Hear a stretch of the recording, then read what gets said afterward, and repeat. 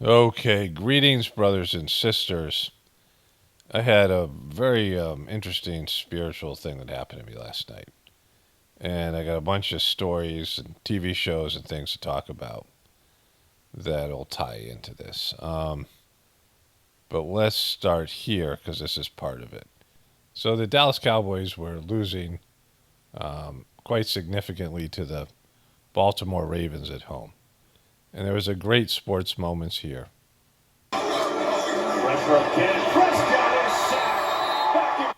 So Dak Prescott gets sacked here. They're losing like 28-7, I think it was, or three maybe. And they cut away to this dude. And so there's his kid and his wife, and he's wearing this big ass Dallas Cowboy hat here, and this.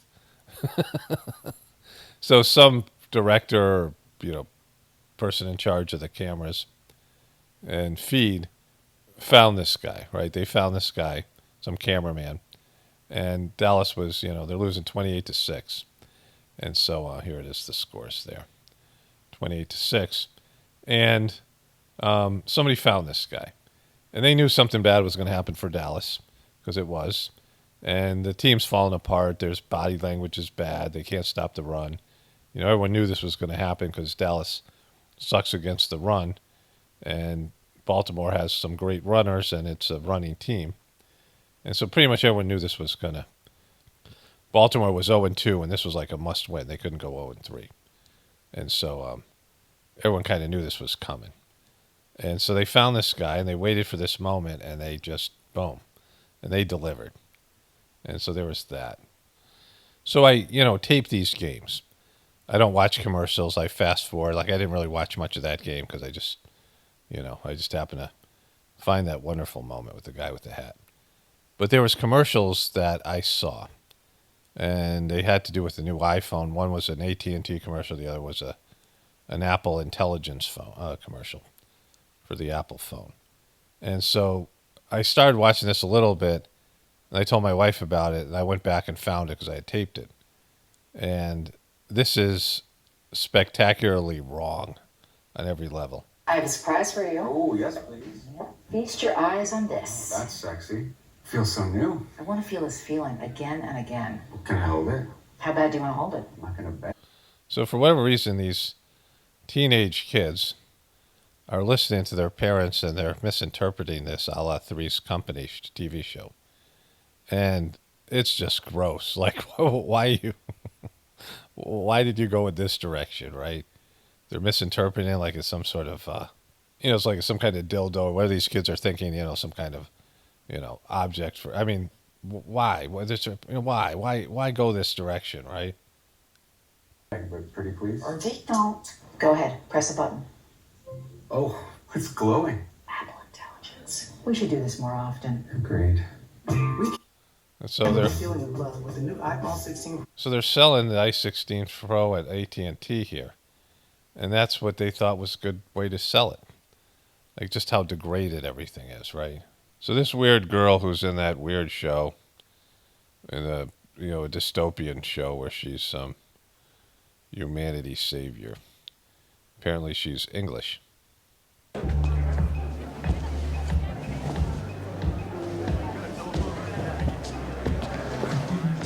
Siri, what's the name of the guy I had a meeting with a couple of months ago? So I've seen at least two of these commercials. This is an Apple commercial, and it's called Apple Intelligence, right? It's now about how Siri is using AI. Cafe Grinnell? And Siri sucks. I mean, maybe Siri's getting better with iPhone 16, but, Siri's horrible, like just the worst search engine. So it says here, you met Zach Wingate at Cafe Grinnell a couple of months ago. You met Zach Wingate at Cafe Grinnell. Hey! Zach! Oh, wow, I didn't think you'd remember me. Yeah, of course. As soon as I saw you, I'm like, it's Zach. Nobody walks like Zach. Nobody walks like Zach. Then watch. So, the other commercial is about her reading a script. I don't know how many of these they're going to put out. But it's her lying to people and using AI to cover her either not doing her job, or in this case, not remembering this guy's name, right? And like, somehow serious filling in the holes of you being a bad person and you lying to people and pretending you know them when you don't, pretending you remember them when you don't, or that you read your script when you didn't. And, this just the deception and this whole thing with AI, right? That's what you're going to use AI for? Like, to lie to people, pretend you're, to fake that you're, like. And so these are the new, the AT&T and the Apple commercials. Let me switch over to a voiceover here. So I'm going to tie all this stuff together. I'm going to talk about some TV shows I'm watching or have watched and how all this ties together. But I woke up in the middle of the night last night. I don't know, up this morning probably around 4 or 5. And I had been in a deep sleep. And, I remembered getting a Vedic astrology reading. And it all of a sudden popped in my head, that's something I was like in 20 years or so, and I'll talk about that in a moment. There was going to be some, I was going to go through something, probably health related or, grieving or something. And, like it kind of woke me up a little bit. And I, was like, had a moment of panic, which was, unusual because, I'm not really that bummed about my death, But, I was thinking about this Vedic astrology reading that I got. So I started the Saj Marg meditation. And I was talking to one of the guys who no longer practices. I mean, he quit probably within 6 months of me talking to him. And he was a guy into some new age stuff. And he said, there's this guy, he loves giving Vedic astrology readings. You into it, you want, you can, I'll give you his information. And I was like, all right, whatever. I didn't think about it. And, I wasn't wanting an astrology reading. But Vedic astrology is different than the, the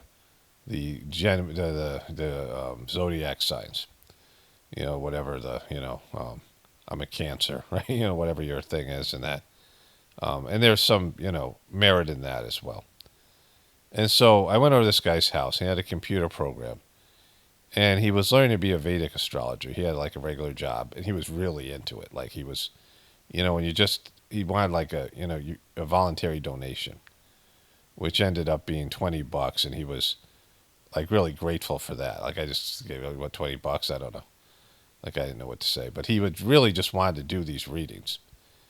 And it started off, and he said that Vedic astrology is more, specific, and it's kind of more developed than the zodiac, the zodiac sign astrology. I guess it's that Greek, maybe. I think that's possibly Greek. I'm not sure where it comes from. Don't tell me. Don't care. Don't need to know. But Vedic astrology was more, was more developed, but it's been lost. Like some of it's been lost.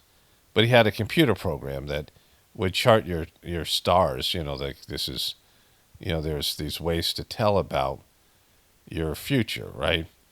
Your life based on your date of time of birth. And so I tell him my, date and time of birth, which I know.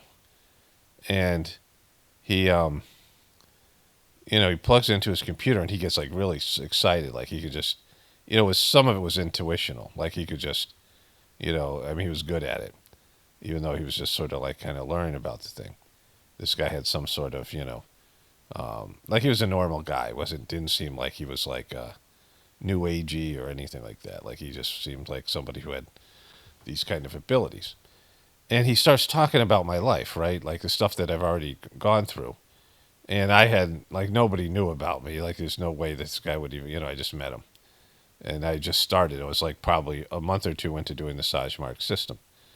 And he talked about like when I was 10 years old, I went into this Rahu period, and Rahu is a shadow period, and there's a short period of like 9 years and a long one of 18 years. And when you're in this period, you just go through these things, where you're like drug use or people might commit suicide, be depressed, things like this happen because this dark planet is like, over your life or whatever. And you're unfocused and, like you don't have any goals and you're sort of unclear. I mean, all the things that he's described, I was very accurate. And I had just had this amazing experience. I just turned 29. So I was, turned 29 in July. And like a month after my birthday, I got these 3 initial sittings in the Sajmark system. And, these sittings I got were not normal, like these, meditations that I do, the where you sit there and you receive transmission. Like I haven't had sittings like that since, like the level of experience that I had. I've had these experiences, but these were, profound, and people just don't have them when they start. And he said, you every 7 years your Saturn, like this planet Saturn, returns. And he said, like I've never seen, a Rahu period as bad as yours, and I've never seen a Saturn return as good as yours. And so it was like, I was like just in a fog, like just in just a daze of fog, no goals, just almost like walking through life asleep. I had that head injury. I fell off a zip line when I was 14. I had mono when I was 10. Like that was the beginning of my Rahu period. Like I was, kind of having a normal childhood life, and I got mono, and I missed 3 months of school and a whole year of school, and it was just, then just it wasn't the same. I wasn't the same for a while. And then, this head injury when I got, fell off a zip line, started getting migraine headaches. I started using drugs, like shortly after that. I was just kind of lost. And, and then I had this amazing spiritual, profound experiences. And the guy had it all. Like he was just telling me about my life, right? And then he said, at some point you're going to be this great teacher. And I laughed. Like, I thought about it. And I'm like, what the fuck am I going to teach, right? Like, like what could I possibly have to teach people? Like doing what I'm doing now, this is what he was talking about. But doing what I'm doing now was not even on the table. Like I didn't know anything. I didn't care about anything. I was just starting the Sajmark system. So I hadn't even really, I was just reading the initial books. But I certainly wasn't ready to teach anything to do with that. And I wasn't going to have, the experiences I went through with my ex and the travel and the things that sort of molded me, and then getting trained as a, I went back to school and I was getting my, at that time I was graduating, doing my undergraduate, I was doing my, I was getting my degree in human services. Eventually I go back to school and, all these things that would make me into the person I am now. And then just years of meditation and the, intuition and things that come with it, and the things that molded me into being able to do what I do here. But at that time, there was just like, I'm like, what the hell am I going to teach anybody? Like, it's just, well, that doesn't make sense at all. Like, and I'm not really, I don't like teaching, and I wasn't a dad yet. I mean, none of these things.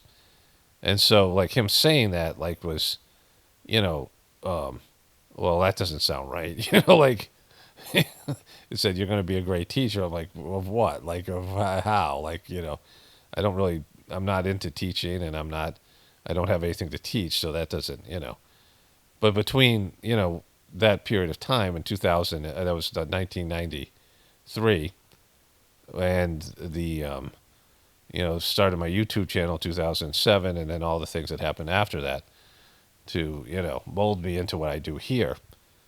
So that happened, right? But like at that time, it seemed like, well, I couldn't even imagine what that would be.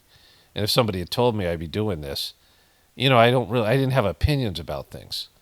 I didn't care about politics. I had given up my TV. I didn't, I wasn't, there's nothing I really would like to talk about. Like there's no, I was really into the Sajmark system, but I was only doing it for a month, and I had no, I didn't really have the ability to tell anybody much about it. Like I was just new to it. And everything else was just, like I didn't have anything to offer people, right?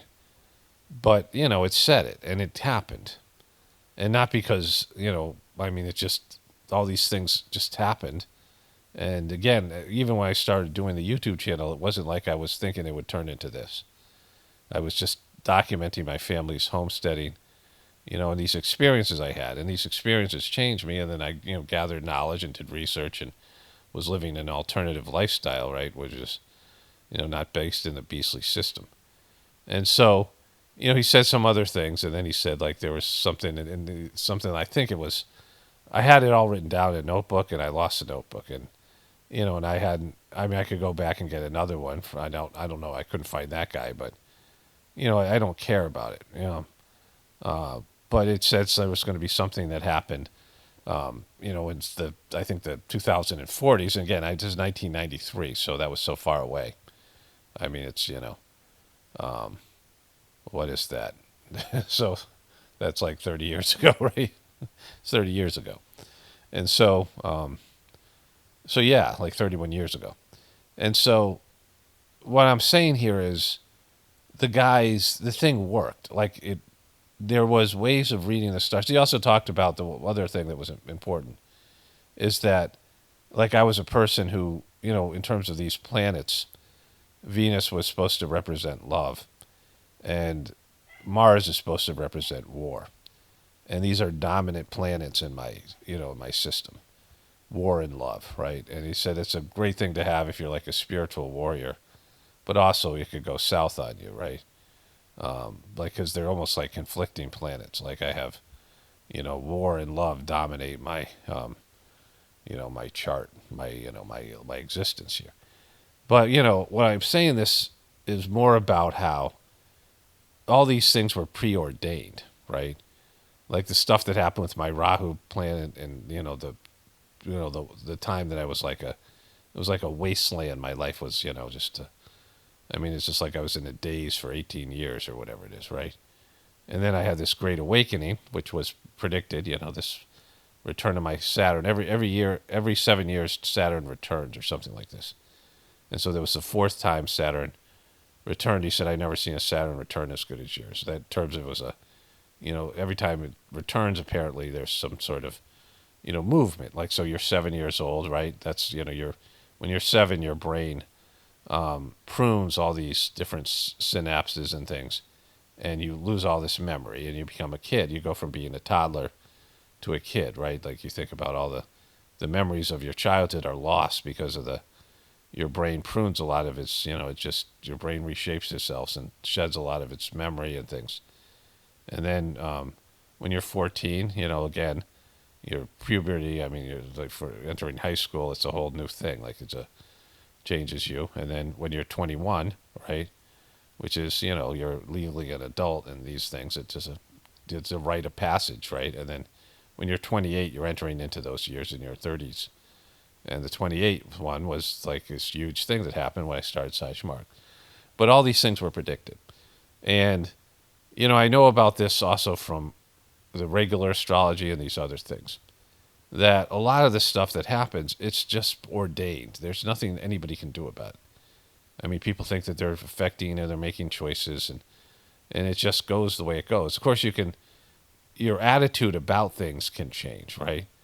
Like, you can be grateful for things that are difficult. You can have a positive attitude. You can, work towards accepting things. You can minimize the pain of something, if you don't fight against it. I mean, we do have freedom of choice, but these events just unfold. And there's just a lot of destiny, like who's going to, win a football game and, all these things, right? Like, it's just there. And I've been aware of this for a while, but it comes, it goes back and forth. Master Charji, the third master of the Mark system, said once, your astrology works if you don't. Your fate and your stars are there if you don't do things to change it. Like, you can, and that's, changing, like, in terms of, the only thing you can really do is, shed your materialistic obsession and your, whatever, have a light approach to your life, and just, ride the waves of, joy and sorrow and, miseries and blessings and all these things that happen with a sense of, some spiritual purpose. I mean, it's the only thing you can really do in terms of, bettering your circumstances is accept the world that God has given you. And that's the problem. People don't want to accept what's going to happen, right? Like, we're facing down a time. It's a dark time. We're entering into a bad time in America. Like, it's just there for everyone to see. I mean, it's a bad time now. Like it's, people are so degraded. I'm going to get into that in just a bit here. So, you know, my wife and I watch TV shows together, and sometimes we both fall asleep. We take these TV naps, but I've been taking naps more recently. Like I take a cold bath every day, usually around between 2 and 4 in the afternoon. Like, we have well water, probably, 50 to 60 degrees. And I take this cold bath, and I've been really, it's been helping my health. I'm starting to exercise now a lot more, and just my health has really turned for the better. And oftentimes after I take the bath, I'll edit a video, and like sometimes my voice just puts me to sleep, right? I take a nap. And so I've been taking less TV naps, and my wife's been tired. She's been busier, so she's been taking more naps during TV time. So when she goes to sleep, I have to find something else to watch, like things that like she wouldn't watch, or maybe things that I'm not sure that we would watch. And then if it's really good, I'll watch it again with her or whatever it is. And so one of the things was I watched this show called Gym Crazy. And, spoiler alert, it's an HBO show. And the people in this thing are horrific. There's a guy who did the Tiger, whatever that Tiger documentary, like the guy was a Tiger King or whatever it was. And, these people who traffic animals, and they have these sort of like puppy farms for, exotic animals. And there was a woman who, she just fell in love with these chimps. They document a series of women who raise chimps as their babies. And like they think these chimps are their babies. And in multiple cases, these people had real kids, they had human kids, and they chose their chimp kids over human kids. This woman said that she would give away her kids and her husband just to get this chimp back towards the end of the show, right? It's like that's how much, like she was on camera saying that this chimp meant more to her than her kids. And then they had her kid in the documentary, react to her saying this, that the chimp was more important than he was. And there was another kid of another story. There was a couple stories where this went south, where the chimp, of course we know the famous story where the chimp tears the face off of that woman, right? And they go and they document that. So they go and they interview these people that were around these disastrous situations, two of them where the chimps attack people, right? And the point I want to make about it is like how gross these people were. There's the woman kidnaps the chimp, and it's like there's a war between this woman and PETA, and this woman's just like gross. Like they show her getting lip filler, and she's just a mess. And they're obsessed, she's obsessed with this chimp, and the chimp is also tied to, he was in the chimp was a, actor and played in this movie with the guy who's, this Scottish guy who's really annoying on the show. He hosts this show called The Traitors, which I've talked about. It's a psychological exercise that they've turned now into like a reality TV show. And this guy's Scottish, and he wears these outfits, and he's really flamboyant on the show. But he's actually much more likable in his role, like in terms of the chimp thing, right? This, he bonded with this chimp, and everybody just loved this specific chimp. This chimp had a great personality, and it really wasn't violent like these other ones were, right? But there's a point where she's hiding this chimp away from PETA, and she's, showing the documentarians all those, and it's like she's, doing this illegally, and, it's in violation of a court order, and just all of it, right? Like lots of bad shit, like she's doing, lots of, whatever it is. And she finds this guy. She goes to this guy who has a bunch of chimps out in Ohio somewhere. She's was in Missouri. I'm not sure where she was before that. And this guy has got a little bit of chimp sanctuary, but his is closed and people don't know about it.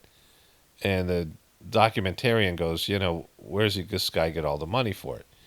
And the guy says, I really got to win this woman's trust because, I've done some bad shit. Like he had some position in a town, like he was in charge of the money for a town, and he started buying shit with the money for the town, right? And he owes the town like $400,000. If he doesn't pay it back, he's going to jail for 9 years. And he's got like 6 chimps, right? And, she needed to find, she faked the chimp's death and she needs to find like DNA. You know, she needed some way to prove that the chimp died, because she said that she got, like, the day before they were going to take the chimp away, and they have this place. PETA has this place where these chimps are going to go, where they live on these little islands that are, you know, quite big, with other chimps. Like, there's, you know, the chimps are separated by water, and they've built this nice park for them, this people, you know, because chimps are just not meant to live with people, because they rip their faces off, right? And there's a scene where they show Oprah interviewing this woman, and she's got like a veil over her face because the chimp ripped her eyes out and her, you know, her ears off and her face, and you could see a little bit through the veil, and I had to turn away, like it was making me grossed out. And Oprah goes to the woman, you know, and I'm actually going to cover a little bit of Oprah and Kamala Harris's interview in this video, so that's kind of tied to that. But Oprah goes to the woman, just because people might want to see what you look like just what I could see was I couldn't like stomach it, right? She goes, "Why don't you lift your veil?" And I'm like, "Why the fuck would you want to lift a veil, Oprah? What's wrong with you, right?" And so, but anyways, you know, it's this thing, and part of why I'm saying this is because these people are so degraded, right? There's this guy. Oh, so what I was saying was the so the guy had a chimp that he had a chimp named Ricky that he'd recently died, he buried. And so to win this woman's trust, he digs up his chimp, and he had already severed the chimp's head because he was saving Ricky's skull. So he's saving his, you know, this chimp's skull in his house. But the rest of the body he exhumes, and it's pretty much decomposed, so it looks, you know, humans and chimps are like 98% matching in terms of DNA. And, you know, these chimps, like they can understand what they're saying. Like the chimp's like, you know, go in the bathroom in the toilet, and the woman says, "Hey, you forgot to flush," and he goes back and flushes it. They're teaching these chimps to drive. I mean, they can do a lot of the things. They draw. They can do a lot of the things. They use iPads. They watch TV. They watch themselves on TV. You know, they can do the things that human beings do, right? They have, you know, I mean, some of the you know, I mean, they're 98% similar to a human being, right? And there's, you know, I've talked about the whole idea of the aliens coming down and, you know, fusing their DNA with, you know, humanoid aliens coming down and fusing their DNA with chimp DNA, which is, you know, what happened here, you know, on this planet some time ago. But anyways, they dig up the corpse, and they're laughing about it. Like this guy, you know, I mean, they talk about these chimps, how they're like people. And so she has an illegal chimp that she's hiding from PETA and the legal system, and a corpse of a chimp in her car. She's like, if I get pulled over, they're going to think I have a headless human in there, and they're laughing and making Jeffrey Dahmer jokes, right? And so they're just so fucking weird, right? Just like with the Tiger King and these other shows. I mean, just like any kind of reality show. So these people are just like degraded, and just like these commercials I showed you. Like everything's so low right now. Like human beings' consciousness, you know, I mean, the whole thing that people are like up in arms about not being able to kill fetuses, you know, just without any sense. Like I understand why abortions are, you know, in some cases seem necessary and why people want them, but, you know, getting away from what you're doing here, right? Like it's just so messed up. Like people are just so bad. It's like the degradation of the system, of the, you know, the human system, of the, you know, the human condition. And, you know, that's like one piece of this. But my wife and I started watching, you know, we just finished watching this show, which I'll talk about, called The Capture. Well, let me just say this. So it's a really great show. I think my wife heard it from that economic truther lady. She's older. Doesn't matter. But we started watching the show, and it is about England's surveillance system. And, you know, they have so many cameras, and they're watching everything. And how they developed this system through Chinese technology, Americans have it and the Russians have it, where they are able to use deepfake technology to fake what they call correction. And they said they were using intelligence to do deepfake video evidence that they would use to prosecute like terrorists and things. So they justified it because of that. But they ended up, you know, getting misused like everything else, right? And it is a great show. It's a masterful show. And its ending is like spectacular. But the stuff that they're doing it's well worth watching, right? It's just the stuff that they're doing there obviously are things that they're doing in our system, right? In terms of the manipulation of people. I mean, it's about algorithms and how they can predict everything too. Like they can use these algorithms just to predict what people are going to do, like and how they will. I mean, they were using these computer algorithms to manage political candidates, what to do, whatever they would, and they also using this deepfake technology to impress the masses. Also because of the data collection. I don't want to give away too much because it's a show that I really enjoyed watching as a show. It was well done, masterful. And we started watching right after that Bad Monkey starring Vince Vaughn, which is also like I don't know, maybe halfway through that show. And I had watched the chimp thing, and I was telling my wife about it. I'm like, it's so gross. We're just kind of giving her.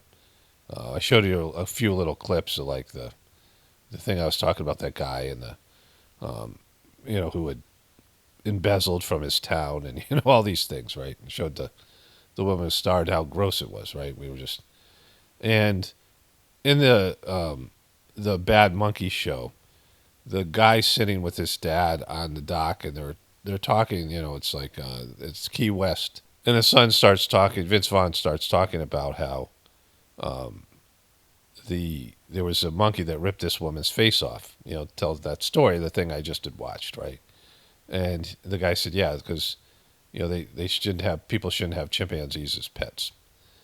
And there's an actual monkey, a small monkey, like one of those monkeys you see in the circuit, like like one of those performing monkeys, like little, monkeys have tails, apes have none to no tails, right? Chimpanzees are part of the primate family with orangutans and gorillas and bonobos and like smaller apes like gibbons and Semang apes, all kind of interesting. But the fact that happened, right? And this happens to me all the time, where I had taped this show, the Chimp Crazy, it's a 4-part documentary. And I just had it there, and I was like, well, is it something my wife would even watch? And I'm like, well, maybe I'll take a look at it, because it is pretty like violent and gross, and it's almost like horrific in some ways. And it was just sitting there, and so I started watching it. And then we finished this other show, and we have these shows that I'm like, kind of, all right, these are the things we're going to probably watch next, whatever it is, right? And I want to do something light because this other thing, we'd watch a couple intense things, that were more stressful, like this capture show was stressful. So I thought, let's watch a comedy, and I'd seen this Vince Vaughn thing on Apple.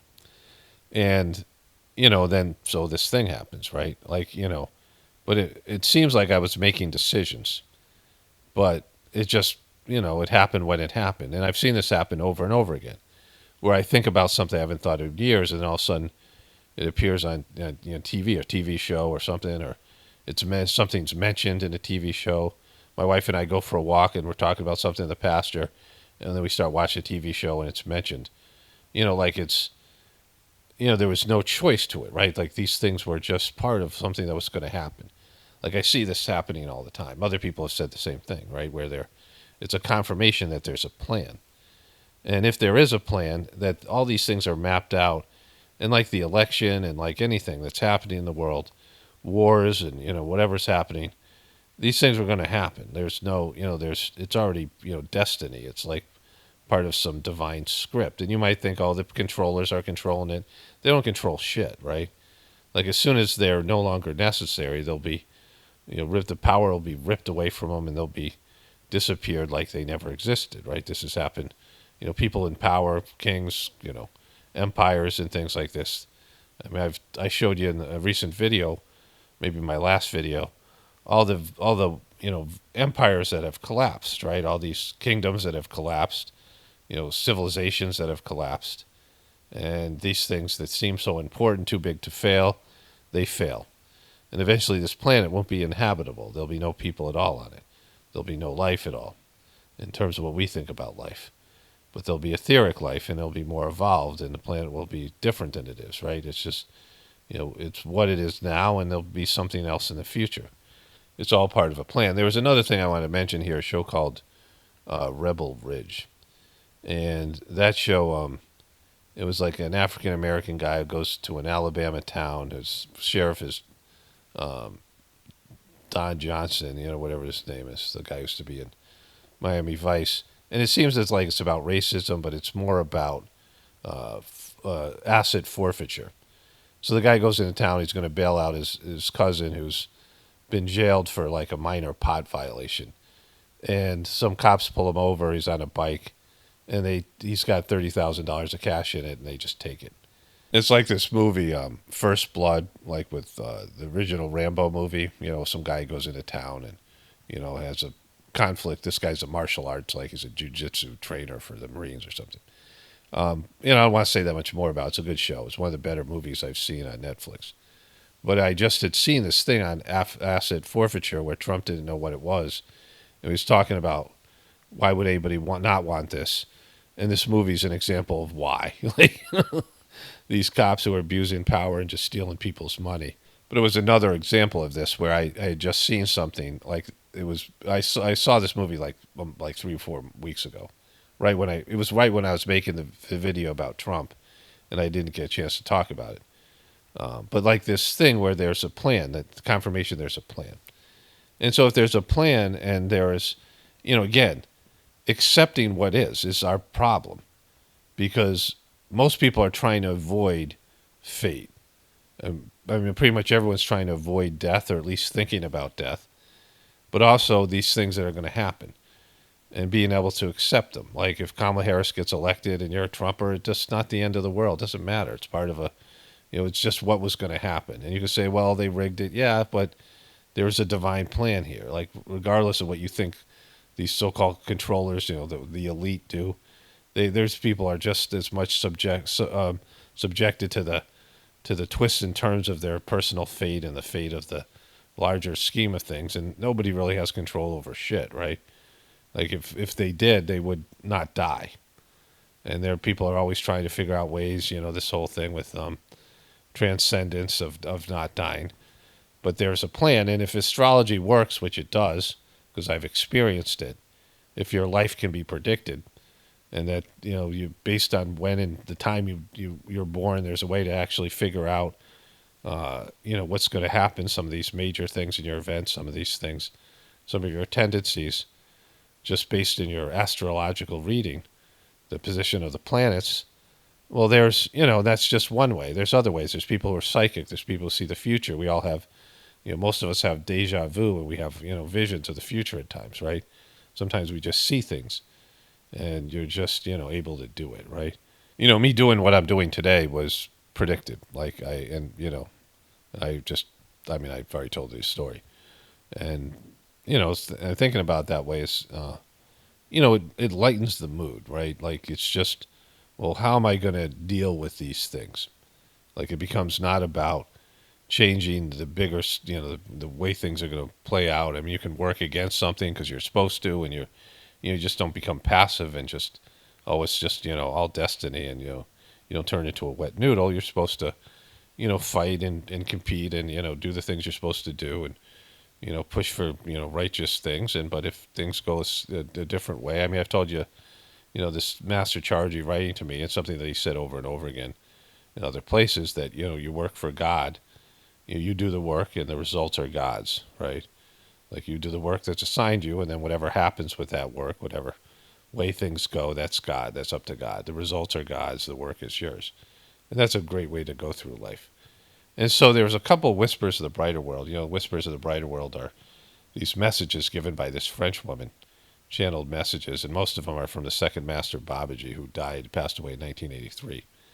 Some of the messages are prophecies, and I want to read all the prophecies in one specific video and talk about it more, explain what they are. But this French woman had more channeled messages than any other time in history. And they cover a wide variety of subjects, but there's two that I just read that were kind of about what's going on now and the role of this, meditative system that I do. And I want to play those. I read them for my Journey series. So I want to play those here, and then I want to comment on it briefly before I get into the other stuff. Okay, so I'm going to reread these. I didn't do such a great job of reading them. This is Thursday, July 17, 2003, 10 a.m. The star of Sajmarg is a meditation practice I do, will grow with time. Its luminosity will enlighten those who know how to discern true values beyond the notions of power and domination.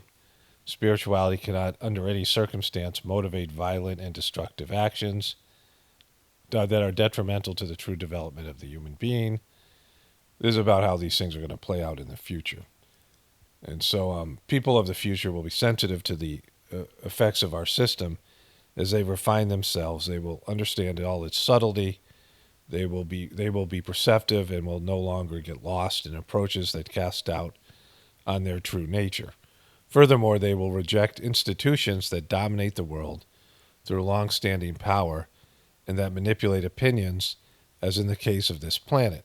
You know, I've talked about this so much, about the solution being that people have to get better.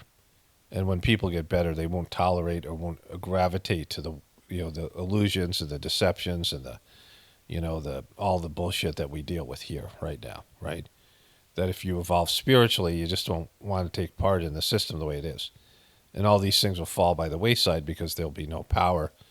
There'll be no, ability for people to manipulate you the way the people that I call the controllers and, everybody does manipulate each other through lies and deception.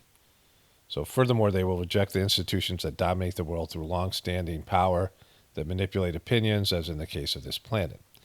Today, human beings are searching for themselves and often get lost, letting themselves be caught in the illusory nets that are also rife with everything that touches so-called spiritual development.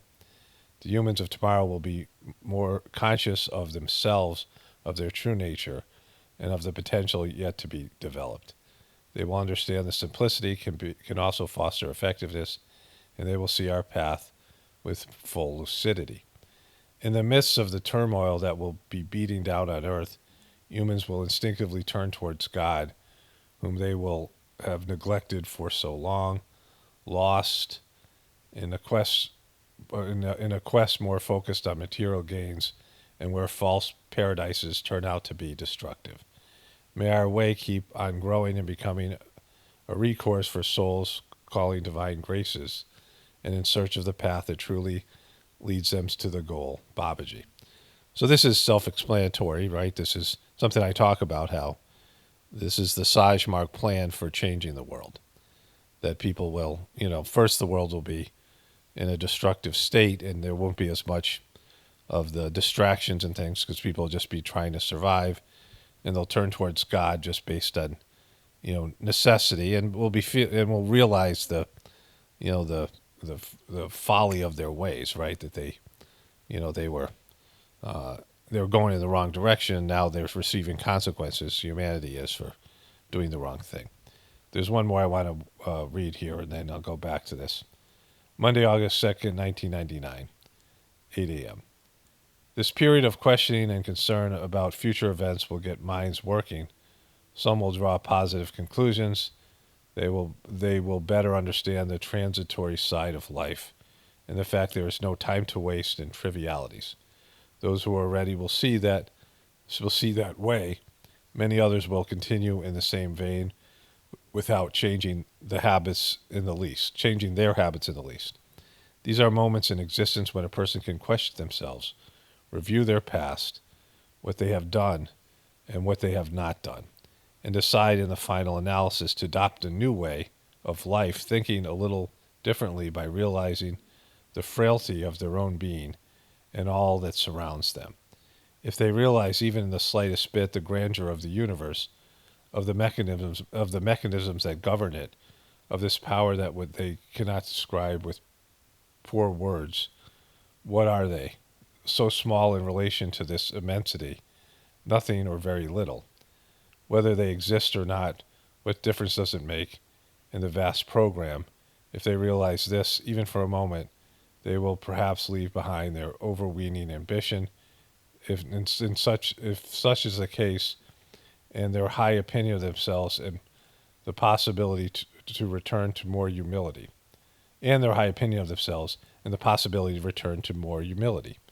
that would be for them the beginning of wisdom. Babaji is the second master of the Sajmark system. If I didn't say, he was the one who channeled these two messages. the Sajmark system has helped me tremendously. Like, I wouldn't be doing what I'm doing. I wouldn't have become a teacher, as was my destiny, right? Had not be for the Sajmark system. The Sajmark system, changed me into somebody who had value, who had, in terms of just everything, right? And in so many ways, and mostly the ability to love. Like, it helps people love better. And so I have nothing but praise and good things to say about the Sajmark method for connecting people to God and helping them change. But in terms of human beings, they seem hopeless, like all of us. I'm not just, we seem hopeless to whatever extent, right? Now, I've seen people change, and I've changed, and, all of these things. But this wonderful meditative system, those of you who've listened to my Journey series know that there was 3 masters, Lalaji, Babaji, Charji. And each one of them dedicated their lives to serving God. And, they evolved and changed and grew into the kind of people that would, sacrifice their own needs to, uplift other people based in, their service to God, right? And, impeccable characters and just, the cream of the crop in terms of what humanity can become, right? They became their higher self, right? The soul within. They embraced their true nature of their soul and evolved to the highest possible level of spiritual evolution. But in that, they suffered, right? They, when Jesus said, Father, why hast thou forsaken me? This is what all saints go through, right? Like, they try to make Jesus special and, different, but they're, it's all the same. Pretty much every spiritual person that comes down to impart spirituality to human beings, at the end of their life, they're like, fuck. Like, they're just really bummed. They're, miserable. And for all the reasons that would make sense, because humanity just doesn't want it, right? Humanity is always gravitates to the lowest common denominator. We all have the potential to be saints. Every person could be a saint. And how many people do you know are working to become even just spiritual, never mind a saintly person? It's not very hard to achieve what Jesus achieved, but people just don't want to do it. They don't want to give up their selfish, their egos don't want any part of that shit, right? And so I've seen this over and over again. And of course, the degradation of humanity that I just documented here, and what I was talking about in terms of these TV shows and the chimp show and all these things, right? There's the low consciousness, the low vibration, Trump and Kamala Harris and just all the people that support them and all this stuff. It's just low brow and, us against them, binary, animalistic, Cro-Magnon bullshit, right? And so in the Sajmark system, they had the 4th master, Daji, who's an absolute putz, a moron, like just, criminal, just manipulative. He's trying to turn the thing into a cult, but he's so stupid and so incompetent he can't do it. And I've painfully watched this happen to my system, the system that helps me transform. And then other than a handful of people, and I'm the only person who's kind of really public about it. Like, there's another guy, he posts stuff on Facebook. I call him the Dodgy Truther. And, he's out there a little bit, but everyone else kind of, just is more reserved, that are seeing what's going on and question it. And that's probably about, if I was being generous, 10% of the people who do the system. And the rest of those people, many of them probably have some doubts, have just accepted this clown as the master of the system, and he clearly isn't. And, it's a complete failure. It's really painful to watch. And, of course, I cover the degradation of humanity. And, I did a job where I worked with sex offenders as a counselor. I've had all these, I've seen the dregs of society, right? And humanity. And, even within the people who are good at the Sajmark system, we dabble in it, but we don't commit to, all of us that really love the system. It's changed us. Yeah, sure. It's helped us connect to God. And, we've evolved. It's, it's a positive thing, but it isn't as good as it could be. Like, we're not embracing the system the way it needs to be embraced. And I've seen it, like, in just people in general, like, who, become religious. There's lots of people who go to church. How many people really work on their characters and work to be a better person? Lots of people do various religions and things. And so very few people actually, embrace their inner nature and are able to, like, subdue their egos enough to, do what I just read in these Whispers of the Brighter World, right? And Babaji says this guy, he's operating beyond time and space. This is part of the plan.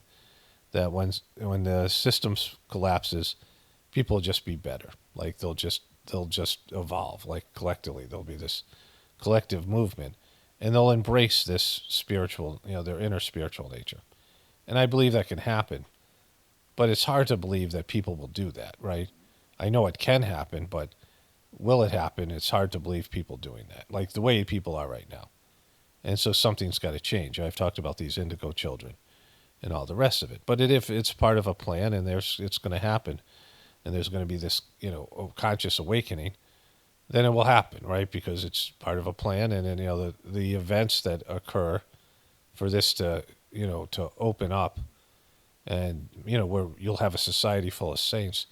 And so if you look at it that way, then this piece of shit society we have, these piece of shit politicians and elections, and all of us, the selfishness and our piece of shit egos we have, and all the crap that we are, just the way it is, the degradation of the human condition. It's worth erasing that if this other thing could happen, right? Like if you look at it that way, as painful as it is to lose, everything that we know as human life, it isn't really that much of a tragedy, not a tragedy at all, if it gives birth to something better.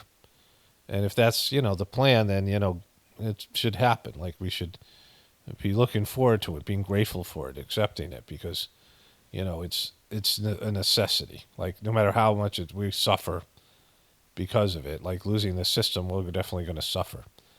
But it'll be worth it if future versions of ourselves and our kids and our grandkids and the people of the children of the future have an opportunity to be better and not be what we are now. I mean, we should be willing to give anything for that, because that's the real, going back to this chimp, the chimp crazy thing. This woman claimed to love the chimp, but he's stuck in a little cage in her basement, and these other cages where he could go out and walk around with other chimps and be, kind of living almost a semi-natural life. I mean, as much as you can, being raised by humans. And, you can see it was a better situation. If you see where he was living with some crazy, woman who's desperate and, needy and all these things. And this chip represents, like a perversion and, just, all the weird stuff that's involved. Just to get away from that batshit crazy lady and be with other, chimps and, live some sort of more natural life. And that as much as these people claim to love him, there was two women who were willing to kill the chimp than give it over to this, better life, right? They would rather the chimp die than lose the chimp. Like, it was just crazy. Like, you don't want to destroy the planet just because, like this is attitude. Well, if you're going to take down the system, we're going to destroy the planet. Because there's people that are holding this planet hostage and not allowing it to evolve because they don't want to lose power over it. And they're like, we'll destroy the whole thing if we can't control it, right? And that, is a fucked up thing, right? And I think lots of people think that way. Not being able to let things run their natural course.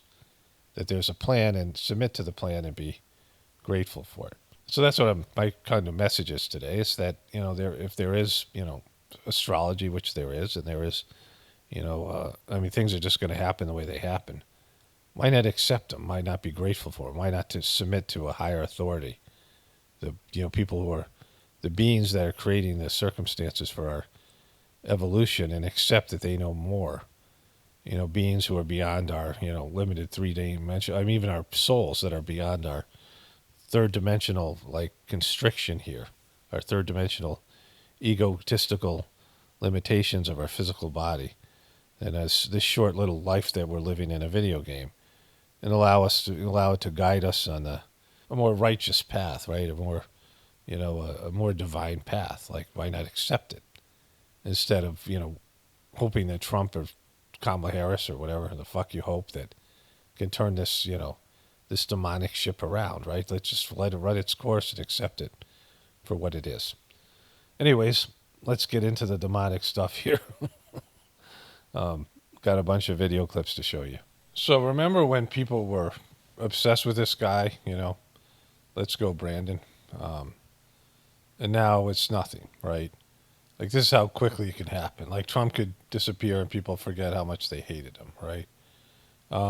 Like, he's just basically a distant memory.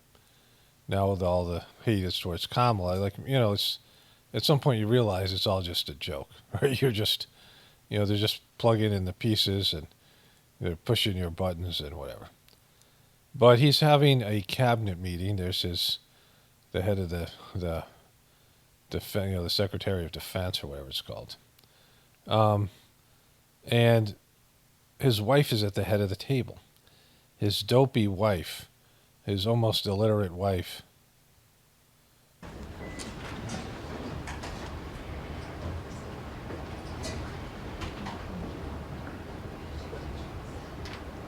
Well, good morning. I guess it's still morning, isn't it? Yep. Before I begin this cabinet meeting, I want to discuss very briefly the need for Congress to pass a continuing resolution. It's critical. And we have 10 days for Congress to pass a short-term funding bill that gives them more time to deliver on our national. It's a good time for Bring Your Wife to Work Day. Yeah. Defense, veterans, hardworking families, but we've already appropriated. It's important we get it done. And it's the only path forward. But it's by working across the aisle. We've got to have faith in our leaders to pull this together. It's really important.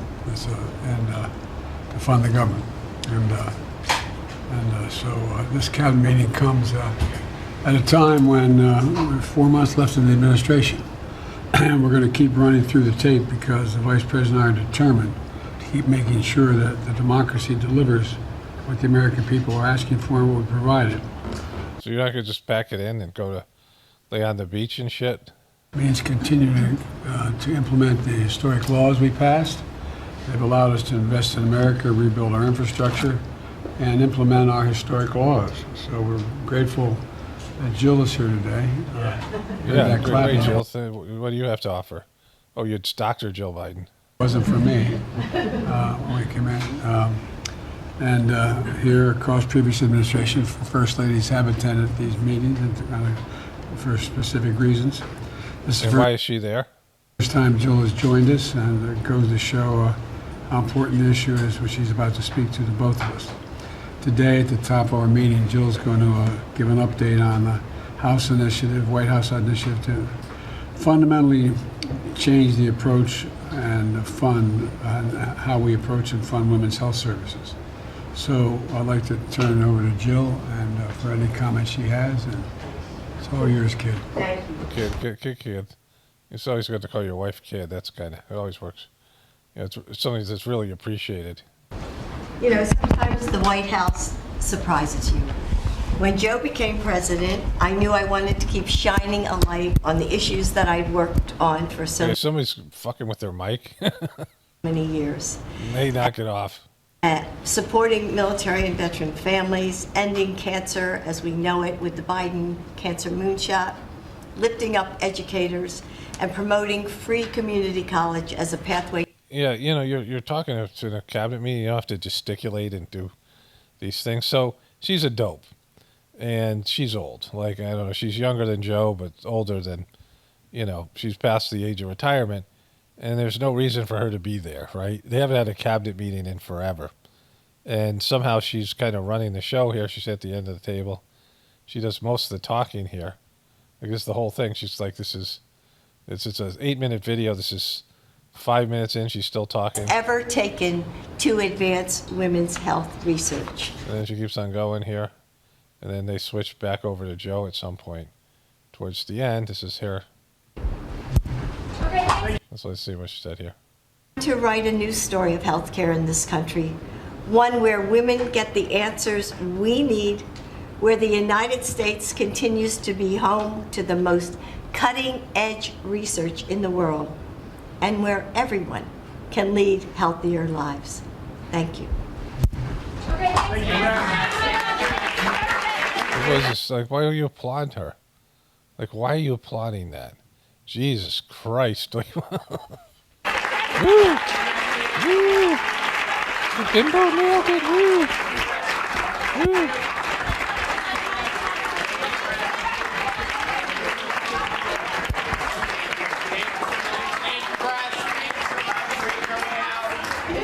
Thank you so much for making our way out. Thank you, press. Thank you, Nancy. We're going this way. We're making our way out. Thank you so much.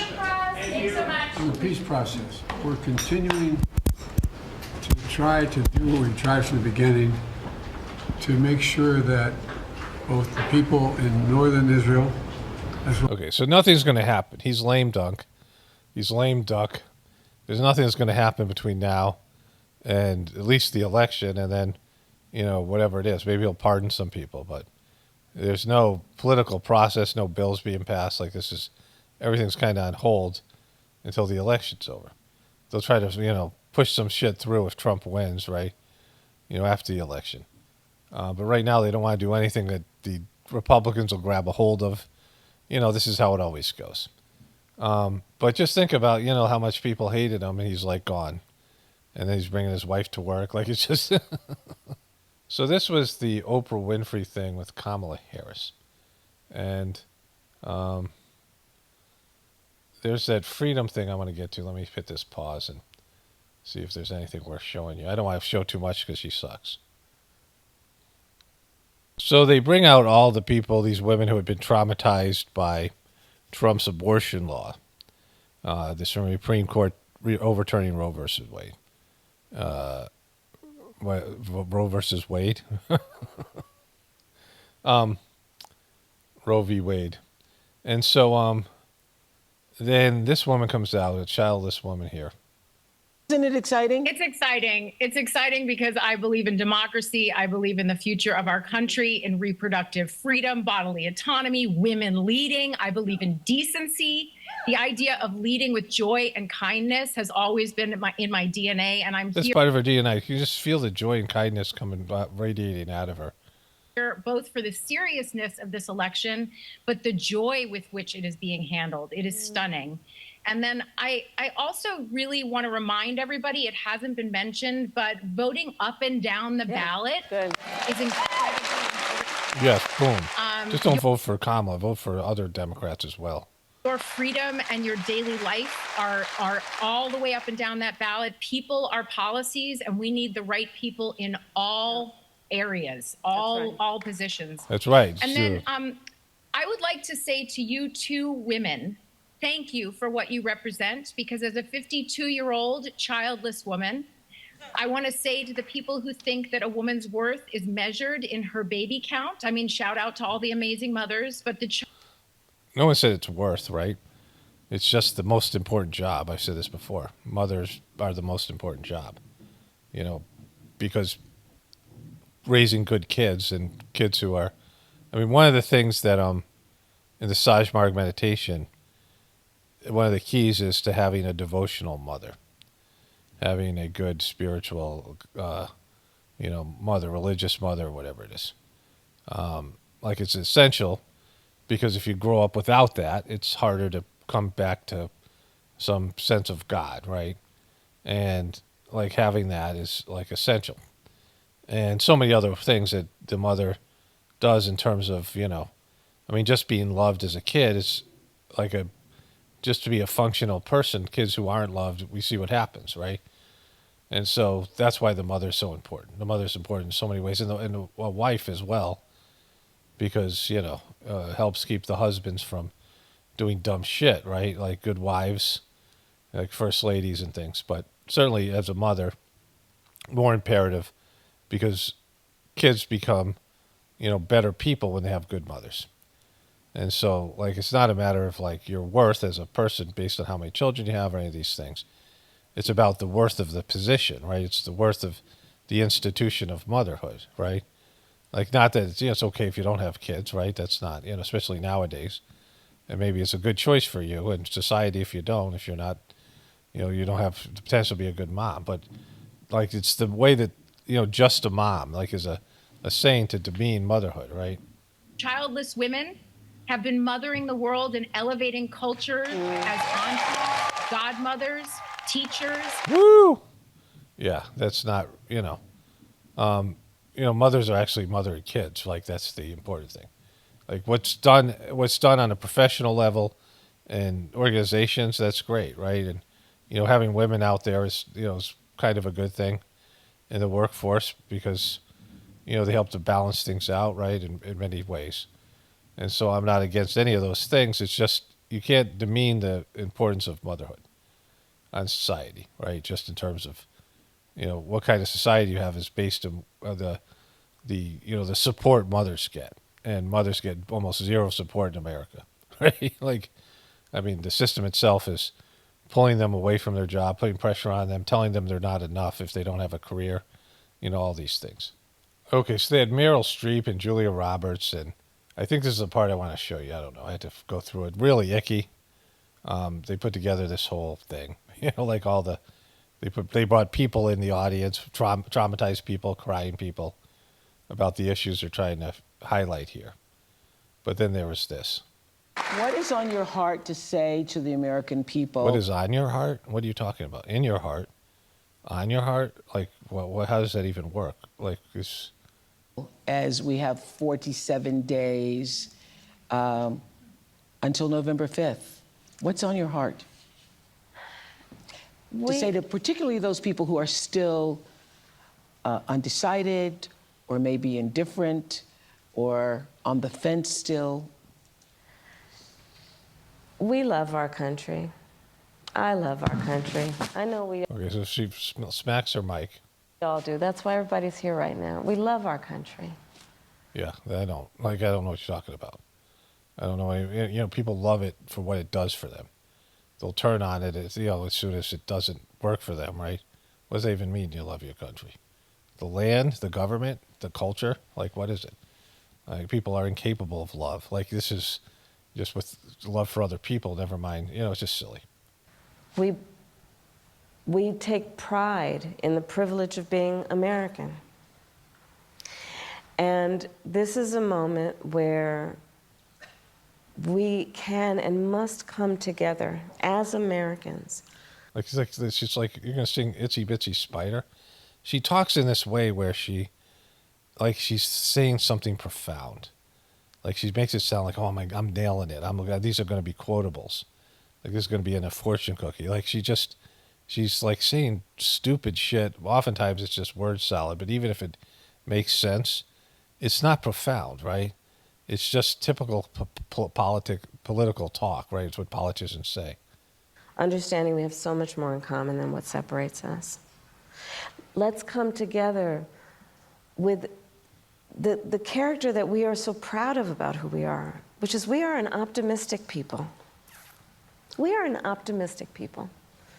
Americans, by character, are people who have dreams and ambitions. Other people in the world, they don't have that shit. They're incapable of dreaming. They're pretty pessimistic. And aspirations. We believe in what is possible. We believe in what can be. And we believe in fighting for that. That's how we came into being. Because the people before us understood that one of the greatest expressions for the love of our country, one of the greatest expressions of patriotism, is to fight for the ideals of who we are, which includes freedom to make decisions about your own body, freedom to be safe from gun violence, Like Oprah asked her to speak from the heart, and she's just quoting these ridiculous, she thinks she's profound, right? freedom to have access to the ballot box, freedom to be who you are and just be, to love who you love openly and with pride, freedom to just be. And that's... Like, she's just totally, that was a classic Kamala moment. Who we are, we believe in all that. And so this is a moment where we stand knowing what we are fighting for. We're not fighting against. It's what we're fighting for. Thank you. Thank you. Get the fuck out of here, Kamala. All right, so there was that. It's so fake and performative, and she's not good at performing. Okay, so Joe Biden is about to introduce Modi. There's various flags here. So there's a Japanese flag there. Is that Australia? And he loses his place and he snaps at his staff. So I want to thank you all for being here. And now, who am I introducing next? Who's next?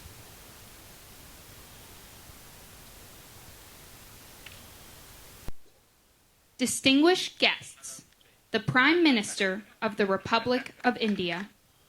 So that was bad, right? He's just, he's got Parkinson's and his brain doesn't work anymore. And he's, part of that is angry outbursts and confusion. He represented both of those things there. Man charged in apparent plot wrote, this is an assassination attempt. Court filings show. Ryan Wesley Roth, 58. He wrote down that, just so you're clear, this isn't just a joke. This is actually an attempt. And here it is, some of it. Just got new information about that second apparent assassination attempt against Donald Trump last week in Florida. New court documents detail how 58-year-old Ryan Ruth allegedly tracked the former president's movements in the weeks before he was caught on Trump's golf course. Now, we're also learning of new evidence that appears to show Ruth confessed to an assassination plot in a letter. He's expected back in court in just the next hour for a bond hearing. NBC's Tom Winters here with more on all of this. So walk us through what we know about this apparent confession, Tom. Right. So I don't think anybody thought that Ryan Ruth showed up at the Trump golf course with a semi-automatic rifle that Sunday, a little over a week ago, because he was going quail hunting. So I think a lot of... Boy, you're funny. Folks thought this is somebody who's clearly going after Trump. And the FBI said that in calling it an apparent assassination attempt. But we hadn't yet seen any sort of indication of exact and specific motive. We knew some of his prior political thoughts thanks to social media and the things he said. Now today, federal prosecutors say that approximately a month before this shooting, he allegedly left behind a box of documents at a friend's house. That's crazy. Just, it's like a manifesto or something. And once this incident came out, once he was shot at by Secret Service and taken into custody, he writes in this letter that he has a number of different items in it, phones, building materials, not clear what that's all about, a metal pipe, ammunition. But then he writes that he's sorry that he let people down for a failed assassination attempt on Donald Trump. Now, that's before he does this. So how did he know he was going to fail? And there's all sorts of questions that come from there. But bottom line is, it appears clear, if we're to believe federal prosecutors and the evidence they say they found in the document. He didn't mean he failed them. I don't think he meant he failed the attempt. I think he voted for Trump before. That's what he said to the Iranians. That's what I think that's about. He wrote in his book, the Iranians were free to assassinate him, and he apologized to the Iranians. He said he could assassinate him too, because he failed them by voting for Trump. So I think that's what he means, but who knows? It's a manifesto by what they're calling a crazy person, written by the CIA, right? But he did call it an attempt. The attempt, and why did he call it an attempt, right? So he was just doing it for attention. He just wants to go to jail or want to be shot. Because why would you call it an attempt? That means that you're not going to succeed, right? He knows he's going to fail. I'm attempting to go to the supermarket. Well, you didn't leave the house. Yeah, I attempted to go, but I didn't make it to the car, right? I attempted to do my laundry. Did you do your laundry? No, I thought about it, and I tried to get myself to do it, but I didn't, so it's a weird thing to say, right? You would call it a plot, maybe? Like this, or is this it's just silly. Documents that they've now shown us that this was definitely some sort of an indication of a possible assassination plot, to your point. And so that's one of the things that they're presenting to the judge, and this is the reason why this is coming out. They want to keep him behind bars pending this trial because they want to continue this investigation. Obviously, they've found a lot. All right, this is just a joke. All right, Kamala, she didn't get there by herself. She doesn't belong there. She doesn't know what to do there. She's elevated beyond her ability to function. So who's the dumbass that put her there? Well, Trump isn't better. You got to remove the idea that somehow because she sucks and she's a turtle on a post, that Trump has somehow earned his position, which we know he hasn't, right? We know that he's, I mean, Trump has no political experience, which everyone thought, well, he's an outsider, but, he still sucks, right? Like he's failure. Guy goes bankrupt all the time, runs businesses into the ground, and then they promote him to make him president, right? So this is true about Kamala, but it's also true about Trump. Okay, couple of videos I want to show you, one from MSNBC and one from Fox, which should tell you everything you need to know about how both candidates, both parties, both medias, right and left, Democrat and Republican, MSNBC and Fox, suck, right? And it's pointless to try to differentiate between the two of them. So, this title of this video, he's a sociopath. Mary Trump reveals family psychology, history, and new memoir. Mary Trump is cranking out the books. Often thinks he's making sense when he's clearly not. Remember a few weeks ago when he was asked, but more concerning perhaps is that Trump often thinks he's making sense when he's clearly not. Okay, so this is, wow. Remember a few weeks ago when he was asked about the cost of childcare? Pretty simple question. His response, though, was a rambling word salad about tariffs, which literally had nothing to do with the topic at hand. And all this happens a lot. So I talked about that. I talked about how that was a weird answer, right? And not that I'm agreeing with Jen Psaki, but just so everybody knows that I'm not excusing Trump's behavior. But are you freaking kidding me? Asked just on Tuesday how he would bring down the cost of groceries. Again, in a simple question. Trump went on an 8-minute non sequitur, swerving from energy prices to interest rates to farm subsidies to windmills to a border wall with Mexico. And even the excuses he makes about his rambling and incoherence are themselves rambling and incoherent. But I do have to say, so I give these long, sometimes very complex sentences and paragraphs, but they all come together. I do it a lot. They say, it's terrible. So they say, so I'll give this long, complex area, for instance, that I talked about a lot of different territory. Yeah, I have no idea what he was saying there either. Yeah, I understood what he was saying. Well, let's just let her finish so I can talk about, because he's going to say something here. The thing is, Trump is completely lacking in self-awareness because his... Okay, so you're saying he's lacking in self-awareness. You worked for Joe Biden and you covered for his senility. I mean, Joe Biden... So Kamala Harris, who you're backing right now, is known for her word salad. So much that I showed you the clip with Oprah. Oprah was like, what are you talking about, right? Like, Kamala rambles when she's off script. In fact, they haven't let her do her thing because of her inability to make sense to people. And Joe Biden was senile. Now, I'm not saying what you're saying about Trump is not true. What she's saying about Trump is not true. It is. And Trump is getting older now. And Trump often doesn't, get to the point or make sense or answer the question. And, some of that's just the way he presents his information. Some of it is he's getting older. But for you to come out and pretend that Trump is the incoherent one when you push Joe Biden on the American people, when we all knew, everybody knew like a year ago that Joe Biden was losing it and that he was having cognitive issues. I knew 4 years ago, and you knew when you were working for him, as did everyone else that worked there, because the guy is, got Parkinson's, right? And then Kamala is, she is not a good public speaker. And she's a rambler. And for you to say he lacks self-awareness, like this is everything that's wrong with the political system. Plus, it's Trump.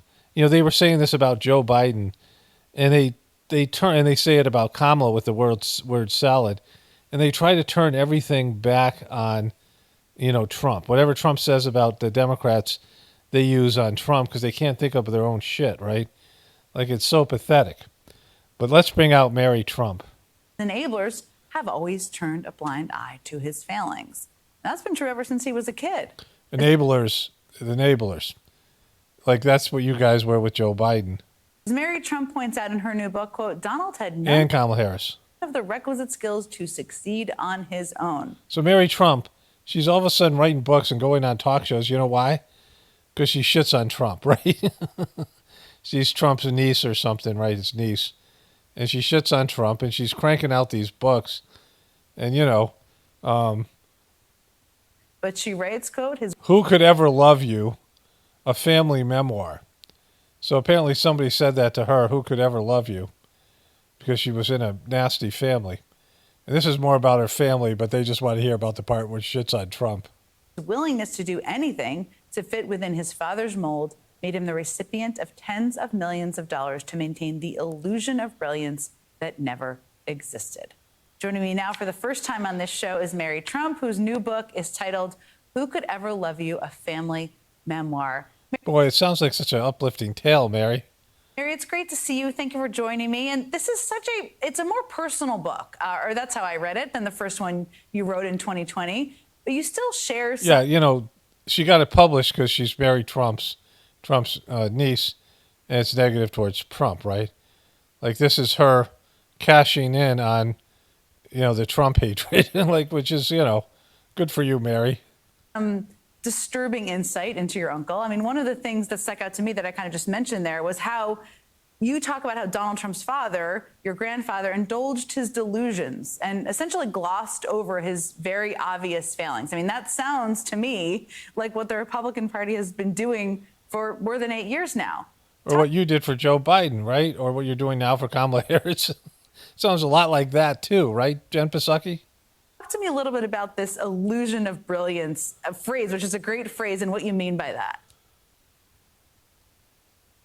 First of all, Jen, it's so great to be with you. I really appreciate your having me on. And yeah, this book is different from the first one, which I consider a psychological history of a family. This one is very much a memoir. And because everyone wanted you to write. They're saying, what's Mary Trump's memoir? Let's hear more about Mary Trump and her life. there is some focus on Donald because he and I grew up, although in different generations, in the same family. And I had the great misfortune of sort of watching how all of that unfolded, how it affected my dad and therefore me. I think the fundamental problem was that my father, Fred Jr., was the oldest son and namesake who was expected to take over the family business. What happened? And why was it Donald that took over? My grandfather, and I'm saying this term diagnostically, was a sociopath who... Because you're a psychologist who knows how to diagnose your family members. He did a assessment evaluation with you, psychological assessment with you. Saw other people as tools. And when he found my father wanting for various very complicated reasons, he turned to his next oldest son, Donald, who had no skills, no requisite skills to be an entrepreneur or to expand the business the way my grandfather intended. However, he did... Look at Jim Psaki giving her the stink eye. Have a bunch of defense mechanisms that he had used to protect himself from his, quite frankly, bleak early years on the planet. That my grandfather found very useful. Donald's bullying, his grandiose sense of himself. And as we... So I'm not disagreeing with what her assessment is of the Trump family, at least Donald. Because, I've been talking about this with Donald for a while. I want to get to the point where they say something about the debate. I want to go over that. And then we're going to cover the shooting with Trump's interview with Glenn Gutwald. We've seen Donald and my grandfather, with the help of New York media and the banks and eventually the Republican Party, really did leverage those things to Donald's benefit, and I should say to the disadvantage of the rest of us. Okay, so the media, they keep on talking about the media who enabled Trump, right? This has been talked about by both of these books that I've been showing you, and how the media enabled Donald Trump. I mean, the liberal media. This is back, before he was running for president. And they all loved him. Like, he was this guy back then, the same guy, and they loved him. Conservatives didn't love him. People in the South and Christians weren't watching him on his show, The Apprentice. Who do you think watched that show, right? It's in New York. So they were the people that created Donald Trump and gave him the momentum he needed, enabled his behaviors so that he could run for president years later. the way he is now is the way he was then, right? Like she's saying that this has always been him. This is always what he's been about. And the media, NBC, this is MSNBC that Jen Psaki show's on, had The Apprentice and other shows with Donald, right? Celebrated him. He was on Saturday Night Live, these other places. Everyone loved him. The liberal media loved him. And now the same guy they hate, which we'll get into in a second here. It's so interesting how you describe it. I mean, this is what we're seeing today, as I mentioned, or that's how I see it. I mean, you've observed your uncle for more than 50 years, for better or worse, and I know it's been worse at many times. I was just talking about, and I'm not the only one who's observed this, I mean, he seems to be really struggling lately to answer straightforward questions about the cost of childcare, housing, groceries. His answers don't really make sense. I mean, is that just par for the course? Because your boss, Joe Biden, always made sense, right? Decades, or have you noticed a change in his ability to articulate? Yeah, well, first of all, as a human being, Donald is as bad as he's always been. This is somebody who's never evolved. This is somebody who seems worse behaviorally simply because he's being given more opportunities to be worse. But in terms of his functioning on a cognitive level, absolutely there's been deterioration. There's deterioration, just like you guys couldn't say about Joe Biden. Joe Biden had Parkinson's, and you guys fucking lied about it and covered it up and didn't talk about it. Yeah, Donald Trump sucks, but your guy had Parkinson's, and he was clearly senile. He was shitting his pants. He wears diapers. He couldn't, ride a bike. He couldn't walk. He couldn't get upstairs. He turned weirdly. Your own network, they brought a doctor on, I think it was this network or CNN, brought a doctor on who was an expert in Parkinson's and said a first-year med student who didn't specialize in Parkinson's should be able to recognize the symptoms Joe Biden was exhibiting. And you guys covered it the fuck up, right? And so, yeah, Trump sucks. He sucks. We all agree. Most of us agree he sucks. But what do you guys got? You got we hate Trump. And, we're not Trump.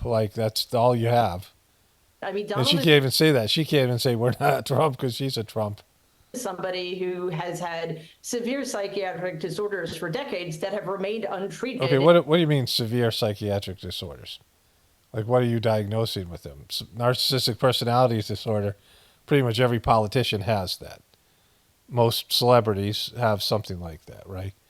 And any illness you have that you don't treat will worsen. And I think he's being pushed further and further because of Vice President Harris's success, because of his own failures, into a world that is more delusional. When he talks about how enthusiastic, she doesn't know how to stand there and listen. She just puts on this weird stink eye. She's just the crowd at the debate was, he's probably talking about himself. He was his audience for that debate in many, many ways. So I hope that more media outlets allow us to hear what Donald's actually saying instead of taking it upon themselves to quote unquote translate him. His nonsense is untranslatable. So what ends up happening, because human beings need to make meaning of things, is that certain reporters and journalists end up imbuing Donald's meaningless statements with meaning, so they don't seem. You mean you guys don't realize how silly it sounds when you say the same thing about Joe Biden? Joe Biden was a frickin' wreck, and he was worse than Trump. Everyone acknowledges Trump was in better shape mentally than Joe Biden. The majority of people didn't say, Trump is unfit for office because he has cognitive decline. And so that's gaslighting. When over 70% of Americans, it was really more, because the Republicans changed their opinion because they wanted Joe Biden to run. So they said, he's great, run him. But they knew there's probably 80% or more knew that Joe Biden was mentally fucked. And you guys have not addressed that in any honest way. Is dangerous and, quite frankly, unhinged as they really are. It's the sane washing of all of it, which is so interesting. The audience of him is I didn't think of it that way, but makes a lot of sense. I wanted to play for you to this point. I mean, he seemed surprised, this week, Trump, that a woman could be doing better than him on the stage, better than a man. So I want to play something he had to say. Was it better than him? and get your thoughts on it. There are few people who know how to know what he's thinking than you, so let's play that. They put her in, and she's somehow a woman. Somehow she's doing better than he did. Yeah. But I can't Joe Biden, she means. imagine it can last. Somehow a woman. I mean, this is kind of one of those things where he's refusing to do this debate so far. The next one, he seems surprised she wiped the floor with him at the debate. Okay, so that's where I want to end here. That she wiped the floor with him. So they've been pushing this, eventually they admitted what I've been saying all along, that the undecided voters did not change at all. They didn't view Kamala Harris as winning, and she didn't sway them to vote for her. So you can't say she won, right? But the more important piece is here, what did we find out about Trump that made him worse? Like, what did Trump do? So Trump is characterized as a guy who tried to incite insurrection, somebody completely unhinged, somebody mentally ill, somebody who's mentally deteriorating, somebody who was always interrupting like he did in the first debate, so much so that the Biden team demanded the rule change so that the mic would be turned off. And the Republicans stuck with that because they saw it did well for Trump. And yet he showed great restraint, right? And so he's also, been charged with all these various crimes and all these things. Like he is, a guy who's had to pay a porn star and, name all the things that Democrats believe about Trump and everyone believes about Trump, right? And so what did he do in that debate to make that worse? Nothing. He was really restrained. He was his best performance. And so therefore he won. They were counting on him being unhinged and he wasn't, right? And so to say she won when there's no one walked away from that debate saying, oh my God, Trump sucks worse than I thought, because he didn't, right? Like we all thought about Joe Biden when he had the meltdown. Like you were like, oh, he's worse off than I thought. Kamala Harris was definitely stiff. She was nervous in the beginning, and her whole, her whole rhetoric was about trying to trigger Trump, and she really didn't do a good job at it. And so she lost the debate because they had an agenda, they had a game plan, and it was predicated on Donald Trump making himself look worse because they couldn't make Kamala Harris look likable, right? And so, like, no matter how you look at the debate, Trump was on his best behavior. Yeah, he sucked. Like, he gave a lot of bad answers. He missed a lot of opportunities. Like, he didn't do a great job, but he still was Trump. No one was expecting him not to be Trump, right? So, everything he did was expected, but it was less than, it was better than we anticipated, that everyone anticipated. So Trump went on this guy Gutfeld's show, and that was a part of the clip you just saw. And this is how Trump sucks, right? So he's talking about the two assassination attempts, and he gets back to the first one, the fake ones. It's always on my left, and it's always at the end of a speech. So now I said, bring down the chart right at the very beginning, almost like the first sentence of the speech. Bring down that chart. I said, bring down the chart, and the chart drops down, and I go, look at those numbers, and I look over to the right, and ping, and that Ping. was not, I knew something was definitely wrong. And So he said that before, too, like that, instantaneously, that if he didn't turn his head, it was the miracle of all miracles. Let's go back to that point. View. But you bring up God, and you've almost been killed twice. He's very effeminate, Gutfeld. You almost been killed twice. Do you think more about your own mortality and what happens after you You almost been killed twice. Come on. move on? Yeah, not about mortality, but I do think more about God because, okay, Butler was really the greatest of all miracles. If I'm not looking... The greatest of all miracles. All right, so this is what he said, the greatest of all miracles. And he said that they dropped the chart, and he looked over at that instant when they dropped the chart, and the bullet missed him and hit his ear. I said, bring down the chart, and the chart drops down, and I go, look at those numbers, and I look over to the right, and ping. Which we know is bullshit. I showed you the angle. I showed you all those things. Just shows it's a flat-out lie. So this is a 2-minute video, right? Right from the government services. Comes So right he's out looking of at the chart now. Border Patrol. Take a look at that. So that arrow. So is the lowest bullet hasn't been amount shot of yet. illegal immigration ever in recorded history into our country. Hasn't been shot yet. And then 17 seconds. It's already 17 seconds in. So, then the worst like his accounting of the event, he said they dropped the chart. I looked over and boom, the bullet came. So I just want to be clear. Let me show you this one more time. I said, bring down the chart, and the chart drops down, and I go, look at those numbers, and I look over to the right, and ping. So what he was saying was, he said, drop the chart. He looks over the numbers, and that's when the shot happened. That's his recollection or his lie about it. And the video is out there all over the place. You know, I'm showing you this one on Fox, but this one even, you know, it doesn't start when the chart had been dropped. I don't know how long it was when he dropped the chart, his original video, but I'm just showing you here. It was at least a couple minutes, but it doesn't matter. It just has to not even match up with his original story, because his original story is he dropped the chart, he looked over, guy shot, guy missed, big time miracle. That's not what happened. And the angle was off, all these things. So the way he's recounting it, and he's told this story over and over again, he told it immediately after, a couple days after at the convention, and then other places. His recollection of the event and his story is completely false. It didn't happen like that at all, right? He was already looking over at the chart for a minute or two, or even longer, before the alleged shot was fired. And yeah, we all know the thing's fake, but he's lying about it, right? But he's looking, you can see this. Like, you can do what I'm doing and fact check him. Like, he lied about that, right? He's lied about, if he's lying about that, then what else he's lying about? Plus the shooter's over towards this area here, upward, but like at this angle. The shooter's shooting at this angle. And so when he turns that way, it would still hit his face. His ear is blocked from the position where they said the shooter was.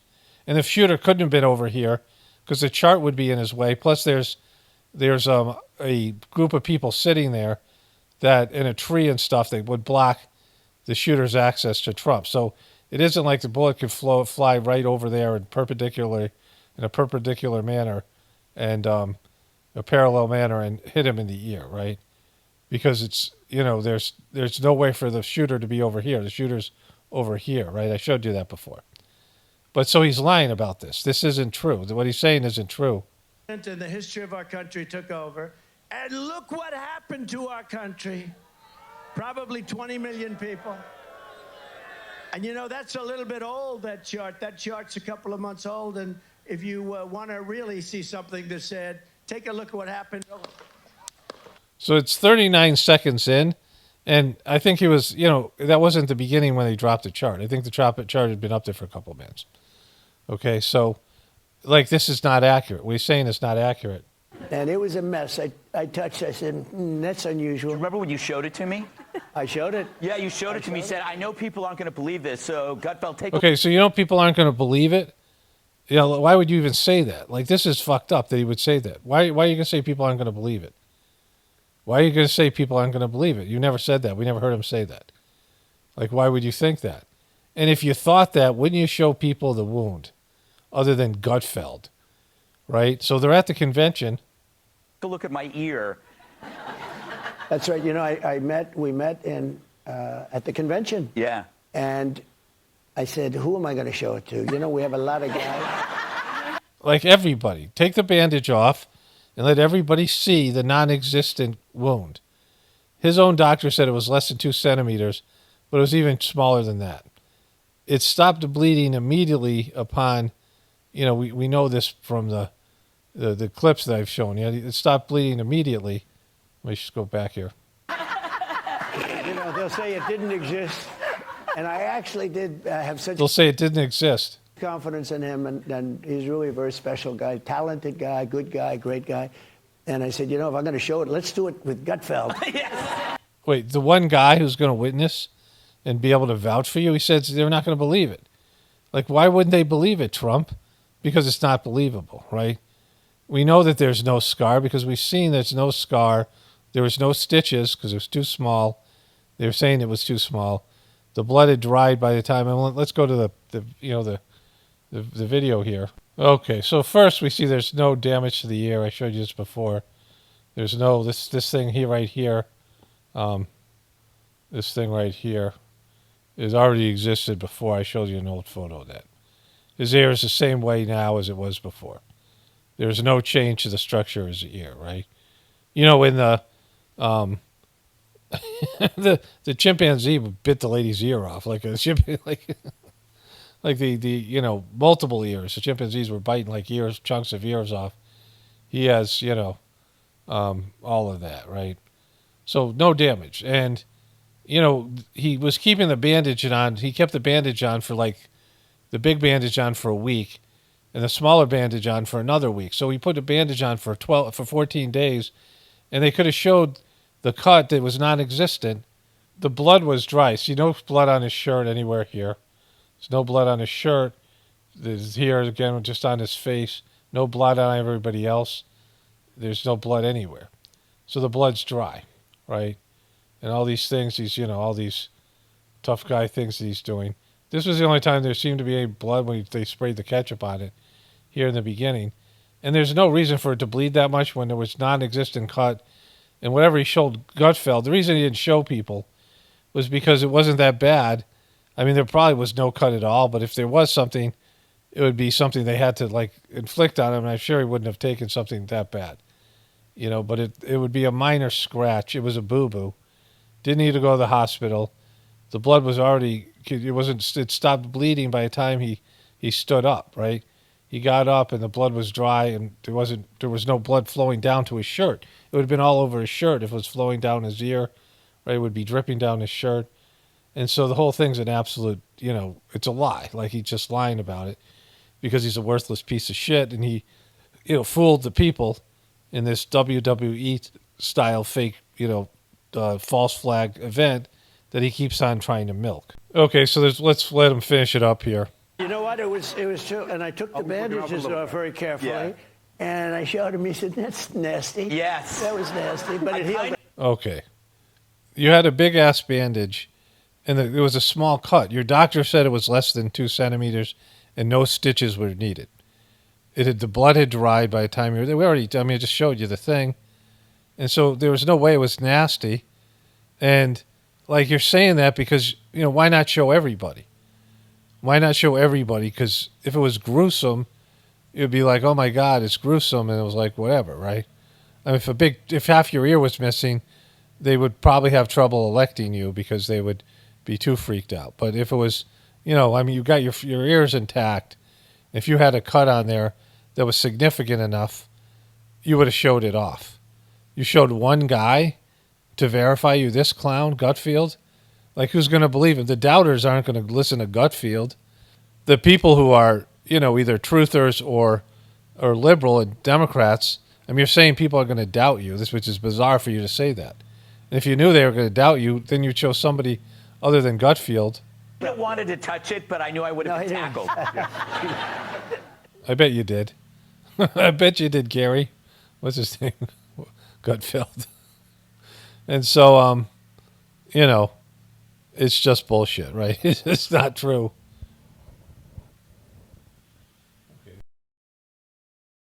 Okay, so I have a whole thing about why this shows they both suck.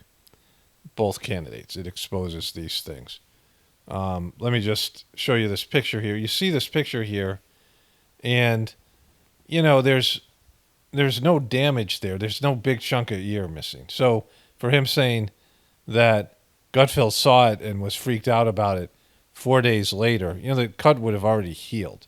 It had already stopped bleeding, we know, because there's no blood anywhere but from the initial where they poured the ketchup on his ear, right? But there's no chunk of his ear missing. It's hard to see even where the blood would be coming from. Maybe there towards the top of his ear. But again, nothing happened. We know it. He's just a liar, and the story doesn't add up. He keeps on changing the story. The story doesn't fit the facts. And so, it's just not realistic. But if he knew ahead of time, I'm editing, so I just want to say this again. If he said, okay, they're not going to believe me, then they would have done some more, it's easy for them to squirt blood. So you'd have to believe the Secret Service was involved because the Secret Service would have had the people who were applying the ketchup, right? there are things that are going to be hard for the average person to maybe gravitate to and believe. But, it's there for them to see if they want to see it, right? And so, the story just is total WWE. It doesn't make sense.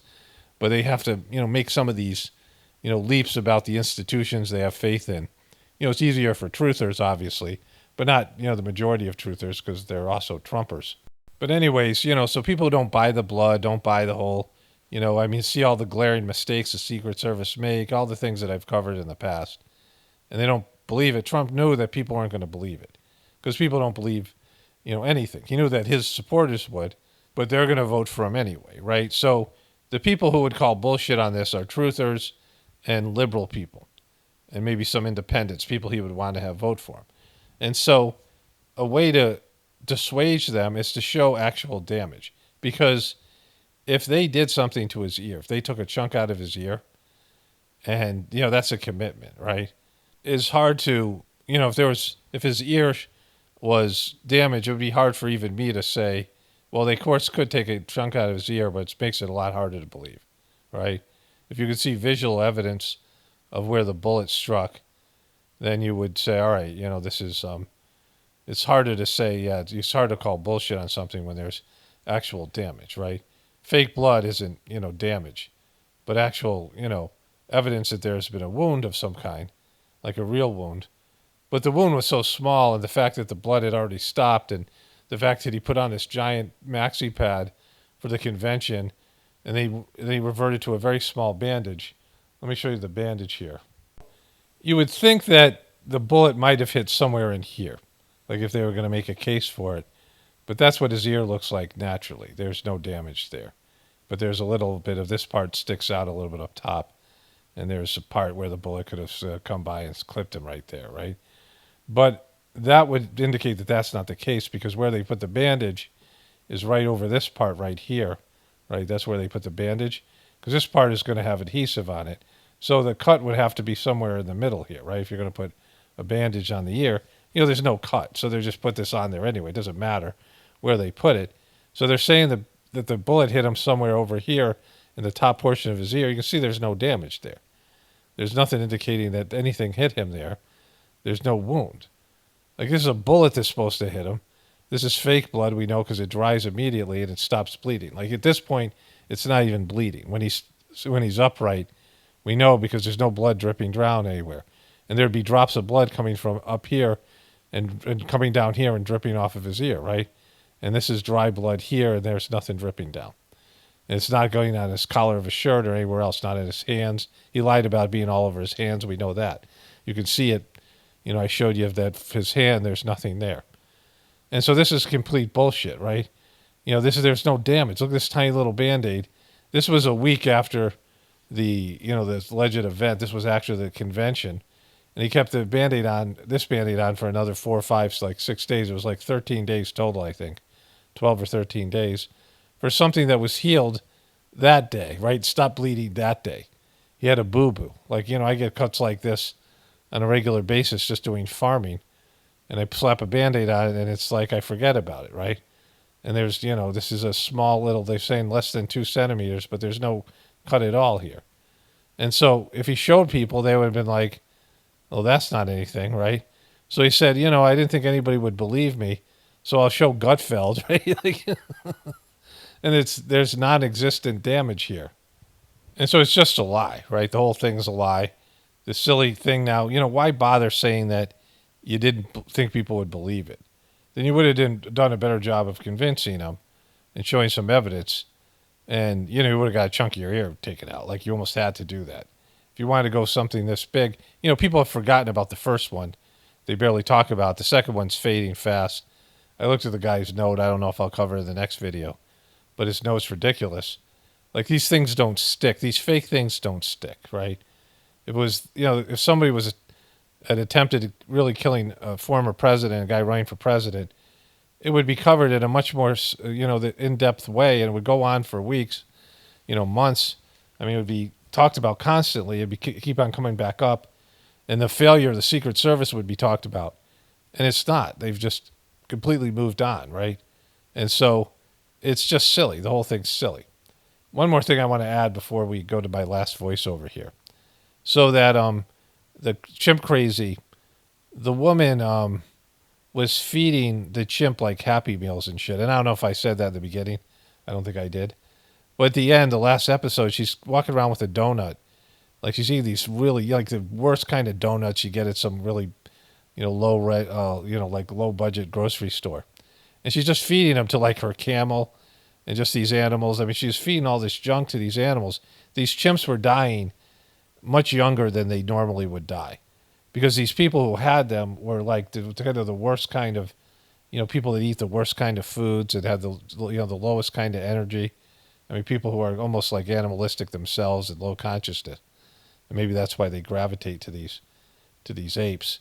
But, these apes were eating the worst kind of foods. Of course, they're going to go senile and attack people. They're confined in a prison-like environment. They're not living natural lives. And they're given the worst type of human food, right? The worst junk food. And then their minds and there's this whole stuff about polyunsaturated fats and canola oil. I just seen a video that YouTube recommended with Megan from Fox News, Megan, whatever her name is. And she, don't tell me, don't care, don't need to know. And she, was interviewing that woman was interviewed by Tucker Carlson that was talking about, all the things wrong with the healthcare. And she was talking about canola oil. They showed a video of how canola oil was made and all the stuff they put in, the toxins they put in to draw the canola oil out, and how they bleach it and all this shit, right? And, these seed oils are especially when they've been, cooked, they've been, things are fried in them. And so, these people and these animals are eating this worst kind of food. Anyway, so let's get to the part here about how this exposes Kamala and Trump like as, complete frauds, and how it's, just shows you that there's, voting is just silly. So you've been trained for two things in terms of these elections and the left-right paradigm and all of it. You've been trained that if one person's bad, if you have two choices, the other person has to be good. There has to be a villain or a hero. There has to be a villain and a hero, right? One has to be the villain, one has to be the hero. And so that's the first level of indoctrination that you have. So that's why you feel like you have to make a choice, and, one of these people is good and one of these people is bad. But for those people who don't buy into that, there's the idea if one person is bad, if they're both bad, one person's a little bit worse. One person's a complete disaster. So pick the person you have to pick somebody, so pick the person that's a little bit not as bad. The person who's a little bit less bad. And so those are the two big lies here, right? When in reality, neither of these people is good.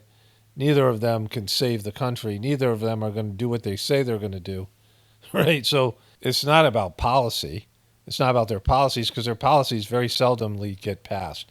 There's a study out, and I forget what the study was. I covered this maybe 4 years ago. And when I tell you the study, you're going to be like, why do they have to study that? Yeah, we all knew that. Why do they have to study it? But in every case, they looked at every major piece of legislation that was passed. And whatever the side was that had the most money, the most lobbying groups, the most money behind it, those were the ones that got their side of the, whatever it was passed, right? Remember when Obama wanted to do Medicaid for all, right, where there'd be government-sponsored insurance? The insurance companies killed that. They said, no, you're going to have to do private insurance. Like, instead of having, universal health care, and everyone complained about how that would be so bad, these countries that have it so bad. But it's because the insurance companies, they're taking, like, if you get rid of the insurance companies and you put all that money into just health care, the health care would be better, right? I mean, insurance companies are taking money unnecessarily. They're making money off of your health, your poor health, and your doctor visits and your medications.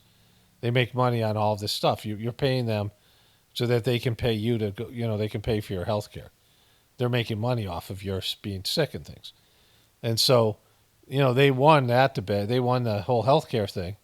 The insurance companies got it so that it was mandatory that everybody had to get private insurance, which meant that you had to sign up for insurance, or you get fined in terms of your taxes. It meant the uninsured had to get insurance, right? And so, like, they won that thing. It was even better for them, right? The insurance companies boomed, stocks boomed, all these things, because they had the money on their side. So whoever has the money wins. And so anytime they say they're going to do this for you and that for you, it's only if there's money backing it. You know, they can do a little executive order on a little thing like the little thing here, little thing there. But the reality is that your local politicians that most of you don't even know who they are. I don't know who mine are. I've seen some signs up in people's yards and, maybe a little clip on the news. If I really had to search my memory, maybe I'd be able to pull it out some buried place. But that would be more like the governor and some of the more important jobs.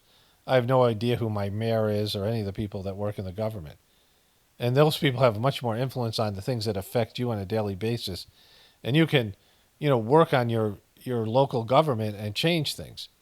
You can go to meetings, you can petition, you can do, protests, you can get people, you can influence things because there's not, lobbying money as much in your state, right? Unless some big contract or something. And so the real politics is local politics, but nobody gives a fuck about that, right? And so in reality, people are just thinking that there's this important decision they have to make, and there might be two bad people, but one's a little bit better, and it's just silly to think that way. Like, it's just not true, right? These people are both horrible, and they're both horrible in their unique way, but either way, you're voting for evil, right? Like you're saying, one person's less evil than the other. Well, maybe in your opinion they are, but not in reality. And so this whole thing is an absolute, it's a travesty.